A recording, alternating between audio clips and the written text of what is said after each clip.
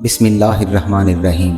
अस्सलाम वालेकुम नाजरीन, बोहरा कौन लोग हैं? क्या बोहरा मुसलमान हैं? उनके साथ मामलात का क्या हुक्म है? उनके अकायद और नज़रियात क्या हैं? आगा खानियों और बोरों में क्या फ़र्क है? दाऊदी बोहरा और सुलेमानी बोहरा में क्या फ़र्क है? नाजरीन, यही हमारी आज की वीडियो का मौजू होगा और आज हम आपको बोहरा कम्युनिटी के हवाले से मुकम्मल मालूमात फराहम करेंगे। नाजरीन, मखसूस लिबास और टोपी पहने मर्द और रंग बरंगे मखसूस बुरकों वाली औरतें, ये दरअसल शिया जमात का एक ज़ेली फ़िरका है जिसे बोहरा कम्युनिटी कहा जाता है। कहा जाता है कि बोहरा गुजराती लफ्ज़ दोरा या वोरा की बिगड़ी हुई शक्ल है जिसके मायने ताजिर के हैं, यानी ये कोई मजहबी इस्तिलाह नहीं बल्कि ये गुजराती ताजरों के लिए इस्तेमाल होने वाली इस्तिलाह है। मगरबी हिंद में हिंदू बोरे और मुस्लिम बोरे दोनों मौजूद थे। बिलअमूम ये व्यापारी थे और कपड़े का कारोबार करते थे। शहरों में रहते थे, अफ्रीका और अलजायर में भी तिजारत किया करते थे और अरब तक फैले हुए थे। नाज़रीन, हिंदू बोरे आहिस्ता आहिस्ता कम हो गए और मुस्लिम बोरों की तादाद ज़्यादा हो गई। नाज़रीन, अब बात करते हैं मुस्लिम शिया जो कि बाद में बोहरा कहलाए, शियों से कैसे जुदा हुए। नाज़रीन, जैसा कि आप सब जानते हैं कि शिया 12 इमामों को मानते हैं जिनका सिलसिला हज़रत अली करमुल्लाह वजहुल करीम से शुरू होता है और हज़रत इमाम मेहदी अलैहिस्सलाम तक पहुँचता है। इमाम जाफ़िर सादिक जो शियों के इमाम हैं, उनके कई बेटे थे जिनमें सबसे बड़े बेटे का नाम इस्माईल था। इमाम जाफ़िर सादिक के ज़माने में ही कुछ लोगों ने तसव्वुर करना शुरू कर दिया कि इमाम जाफ़िर सादिक अलैहिस्सलाम की वफ़ात के बाद इस्माईल ही इमाम होंगे, लेकिन हज़रत इस्माईल अलैहिस्सलाम की वफ़ात इमाम जाफ़िर सादिक की ज़िंदगी में ही हो गई। जब इमाम जाफ़िर सादिक अलैहिस्सलाम की शहादत हुई तो उनकी वसीयत के मुताबिक अक्सर लोगों ने इमाम मूसा काज़िम अलैहिस्सलाम को इमाम मान लिया, लेकिन एक जमात ने कहा कि इस्माईल बड़े बेटे थे, अब वो नहीं तो उनकी औलाद में इमामत रहनी चाहिए। ये लोग इस्माइली कहलाए। उस वक्त ये बाअमल किस्म के शिया थे लेकिन असना अशरी ना थे। जिन लोगों ने इमाम जाफ़िर सादिक अलैहिस्सलाम की शहादत के बाद इमामत को हज़रत इस्माईल की नस्ल में मान लिया तो आगे चलकर एक वक्त आया जब इन इस्माईल की औलाद में से एक शख्स मेहदी को मिस्र में खिलाफत मिली, जहां उसने खिलाफत फ़ातिमी की बुनियाद रखी। एक नस्ल में इनके यहाँ खिलाफत पर झगड़ा हुआ। मुस्ताली और नज़ार दो भाई थे। मुस्ताली को खिलाफत मिली लेकिन लोगों में दो ग्रोह हुए। एक ने मुस्ताली को इमाम मान लिया और एक ग्रोह ने नज़ार को इमाम मान लिया। नाज़रीन, मुस्ताली को मानने वालों को मुस्तालिया कहा जाता है जो आजकल के बोहरा हैं, और नज़ार के मानने वालों को नज़ारिया कहा जाता है जो आजकल के आगा खानी हैं। यानी ये दोनों ज़ेली फ़िरके दर हकीकत अहले तशीयों की ही दो शाखें हैं। नाज़रीन, दूसरी तरफ बोरियों की खिलाफत एक तवील अरसे तक मिस्र में रही, लेकिन सलीबी जंगों के ज़माने में सुल्तान सलाहुद्दीन अय्यूबी ने पै दर पै हमलों के बाद इस शिया इस्माइली हुकूमत को ख़त्म कर दिया। जब मिस्र में बोरियों की इमामत ख़त्म हुई तो उन्होंने हिंदुस्तान और यमन को अपना मरकज़ बना लिया। उनकी इमामत का सिलसिला खिलाफत फ़ातिमी के ख़त्म होते ही ख़त्म हो चुका है। अलबत्ता इनके यहाँ दाइयों का सिलसिला शुरू हो गया है, लेकिन कुछ अरसा पहले इनके दाई का नाम बुरहानुद्दीन था जो मर चुका है। आगे चलकर बोरियों के यहाँ दो फ़िरके हुए, दाऊदी बोरा और सुलेमानी बोरा।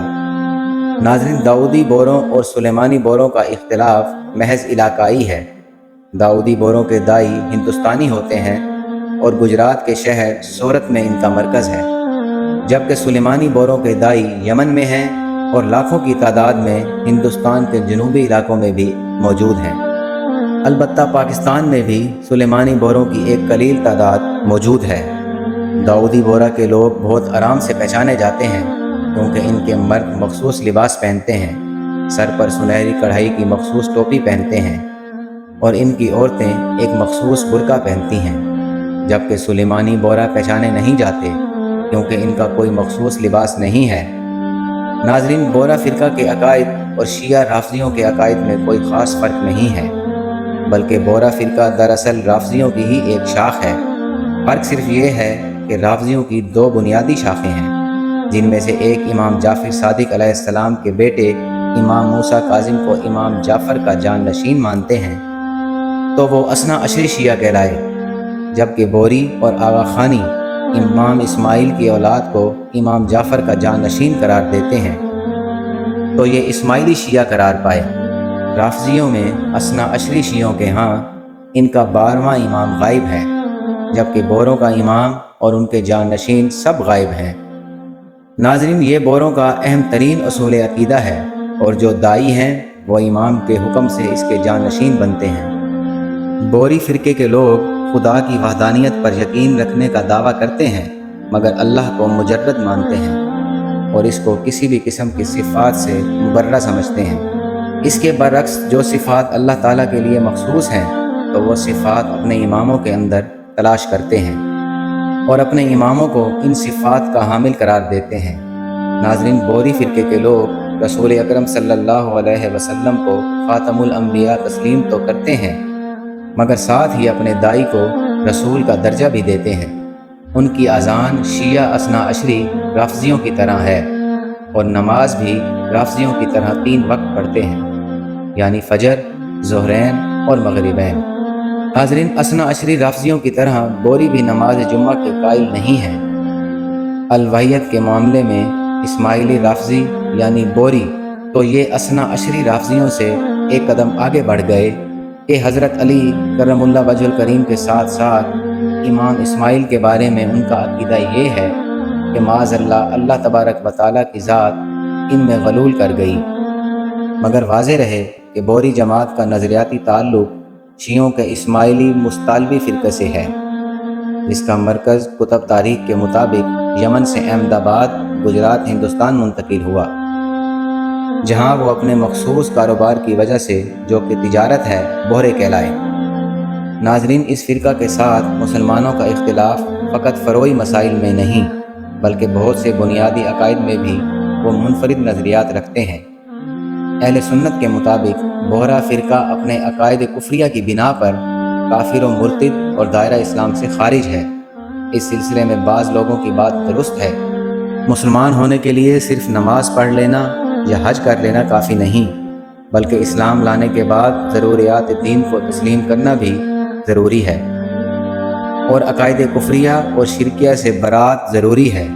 ان کے بنیادی عقائد یہ ہیں: اس جماعت کے بانی محمد برہان الدین طیب کی نسل میں برابر امامت کا سلسلہ چل رہا ہے۔ اگرچہ امام طیب خود غائب ہیں، مگر وہ دائی کو برابر ہدایات دیتے رہتے ہیں، اور اماموں کے بارے میں ان کا عقیدہ ہے کہ ائمہ کرام اللہ تعالیٰ کا نور معصوم اور دنیا و آخرت ان کی ملکیت ہے، جس کو چاہیں دے دیں، جس چیز کو چاہیں حلال کر دیں اور جس چیز کو چاہیں حرام کر دیں۔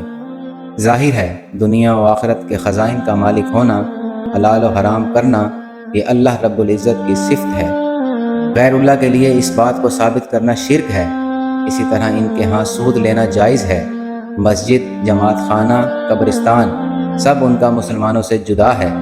ان کا کلمہ شیعوں کی طرح ہے، یعنی لا الہ الا اللہ محمد رسول اللہ علی ولی اللہ وصی رسول اللہ وخلیفۃ بلا فصل۔ اسی طرح کے مزید اضافے بھی کلمہ طیبہ میں کرتے ہیں۔ ناظرین، اس طرح کے کئی اور عقائد کی بنا پر اہل سنت کے نزدیک بہرا کفریہ اور شرکیہ فرقہ ہے، اور یہ دائرہ اسلام سے خارج ہیں۔ ناظرین، یہ تھی ہماری آج کی ویڈیو۔ امید کرتے ہیں کہ ہماری ویڈیو آپ کو پسند آئی ہوگی۔ انشاءاللہ بہت جلد آپ کی خدمت میں ایک نئی تاریخی اور معلوماتی ویڈیو کے ساتھ حاضر ہوں گے۔ تب تک کے لیے اجازت دیجیے۔ اللہ حافظ۔